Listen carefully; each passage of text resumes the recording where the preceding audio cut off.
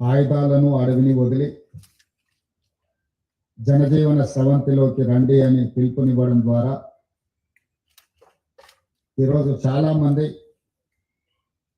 నక్సలైట్ తమ ఆయుధాలతో సహా రాష్ట్ర ప్రభుత్వం ముందు, తెలంగాణ ఉన్నతాధికారుల ముందు లొంగిపోవడం జరిగింది.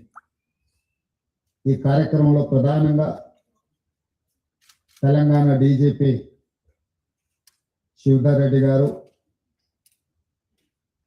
ఐజీ సుమతి గారు, బ్రాండ్ additional DG Anil Kumar garu, additional DG intelligence Vijay Kumar garu, వివిధ హోదాలలో ఉన్న పోలీస్ అధికారులు ప్రత్యేకమైన కృషి చేసి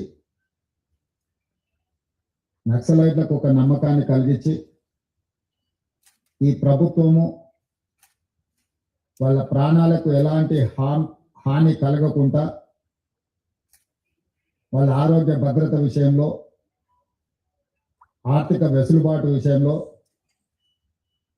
జనజీవన స్రవంతిలో కలిసిన తర్వాత వాళ్ళకు జీవించడానికి అవసరమైన వసతులను ఏర్పాటు చేయడంలో ప్రభుత్వం సంపూర్ణంగా సహకరిస్తుంది. ప్రభుత్వం వాళ్ళను ప్రత్యేకంగా గుర్తిస్తుంది అని ఒక నమ్మకం కలిగించి ఈనాడు ఈ 130 మంది నక్సలైట్ల సరెండర్ కార్యక్రమంలో ఈ అధికారులు ప్రత్యేకమైన కృషి చేసిండ్రు. ముఖ్యంగా శివధర్ రెడ్డి గారిని, ఐజీ సుమతి గారిని తెలంగాణ రాష్ట్ర ప్రభుత్వం తరఫున నేను అభినందిస్తున్నాను. ప్రపంచంలో ఎక్కడైనా శాంతియుత మార్గాల ద్వారానే ప్రజా సమస్యలకు పరిష్కారం దొరుకుతుందని బలంగా విశ్వసించే దేశము భారతదేశం. రవి అస్తమించని సామ్రాజ్యం ఉన్న బ్రిటిషర్స్ కు వ్యతిరేకంగా మహాత్మా గాంధీ గారు శాంతియుతమైన పోరాటం ద్వారా ఒక యుద్ధాన్ని గెలవడమే కాకుండా ఒక దేశానికి స్వతంత్రాన్ని అందించిన గొప్ప చరిత్ర కలిగిన దేశం భారతదేశం. హింసతో,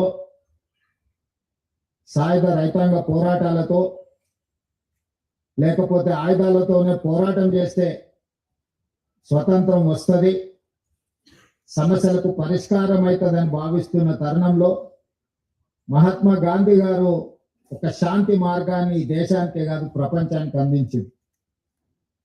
ఎంత పెద్ద సమస్యకైనా చర్చలే పరిష్కారం. దేశంలో ఉన్న ప్రజల మధ్య, జాతుల మధ్యనే కాదు, ఇరు దేశాల మధ్యలో యుద్ధ వాతావరణం కమ్ముకున్నప్పుడు కూడా ఆ దేశాల మధ్య చర్చలు జరిగి శాంతియుతంగా సమస్యని పరిష్కరించుకుంటున్న పరిస్థితులు ఈరోజు ప్రపంచ దేశాలలో మనం చూస్తున్నాం. అణువాయుధ సంపత్తి ఉన్న దేశాలు కూడా ఈరోజు చర్చలకు, శాంతికే ప్రాధాన్యత ఇస్తున్న క్రమంలో తెలంగాణ రాష్ట్ర ప్రభుత్వం తరఫున మిగిలిపోయిన సెంట్రల్ కమిటీ మెంబర్స్ కానీ, స్టేట్ కమిటీ మెంబర్స్ కానీ, ఇంకా అజ్ఞాతంలో జీవితం గడుపుతున్న నక్సలైట్లకు తెలంగాణ రాష్ట్ర ముఖ్యమంత్రిగా నా పిలుపు, మీరందరూ కూడా జనజీవన స్రవంతిలోకి రాండి. ప్రజలతో మమేకమై ప్రజా సమస్యల్ని ప్రభుత్వం దృష్టికి తీసుకురండి. ఈ ప్రభుత్వం ఉన్నదే ప్రజా సమస్యల్ని పరిష్కరించడానికి, వివిధ సంఘాలు, సంస్థలతో చర్చించడానికి, సంఘాలకు, సంస్థలకు గుర్తింపునివ్వడమే కాకుండా వాళ్ళు చూపించిన సమస్యల్ని, వాళ్ళు లేవనెత్తిన అంశాలని సానుకూలంగా పరిష్కరించడానికి తెలంగాణ రాష్ట్ర ప్రభుత్వం సిద్ధంగా ఉన్నది. అందుకే మొన్న సరెండర్ అయిన దేవ్జీ కావచ్చు, దామోదర్ కావచ్చు, చంద్రన్న కావచ్చు, సుజాతక్క కావచ్చు, రాజిరెడ్డి కావచ్చు, మిగతా వాళ్ళందరూ కూడా సెంట్రల్ కమిటీ మెంబర్స్ తో కొద్ది రోజుల క్రితం నేను సుదీర్ఘంగా చర్చలు జరిపిన. వాళ్ళ ఆలోచనను, వాళ్ళ ఆవేదనను రాష్ట్ర ప్రభుత్వం అర్థం చేసుకునే వాళ్ళు కొన్ని ప్రతిపాదనలు తెలంగాణ రాష్ట్ర ప్రభుత్వం ముందుకు తీసుకొచ్చింది. ఈ రోజు మేము మిగతా సెంట్రల్ కమిటీ మెంబర్స్ తో కానీ, గణపతితో సహా ఈరోజు ఇంకా అజ్ఞాతవాసంలో జీవిస్తున్న కీలకమైన నక్సలైట్లకు మేము సమాచారాన్ని చేరవేస్తాము. ప్రభుత్వం సానుకూలంగా స్పందించి వాళ్ళ ప్రాణాలకు ఎలాంటి హాని జరగకుండా వాళ్ళు లేవనెత్తిన సమస్యలను ప్రజాస్వామ్యబద్ధంగా పరిష్కరించడానికి సిద్ధమైతే మేము వాళ్ళకి విజ్ఞప్తి చేసి జైళ్లలో ఉన్న వాళ్ళతో చర్చిస్తాం, అరెస్ట్ అయి అడవిలో అజ్ఞాతవాసంలో ఉన్న వాళ్ళతో కూడా మేము చర్చలు జరిపి ఈ దేశంలో నక్సలైట్ల యొక్క సమస్యల్ని, నక్సలైట్లు ప్రజల కోసం కొట్లాడుతున్న సమస్యల్ని పరిష్కరిస్తామని విశ్వాసం కల్పిస్తే పూర్తి స్థాయిలో సిపిఐ ఎమ్మెల్యేని మేము రద్దు చేసి ప్రజా జీవితంలోకి వస్తాము అని చెప్పి వారు నా ముందు ప్రతిపాదించడం జరిగింది. నేను వారికి సూచన చేసిన, రాష్ట్ర స్థాయిలో మేము చేయగలిగిన అంశాలను మేము పరిష్కరించగలము.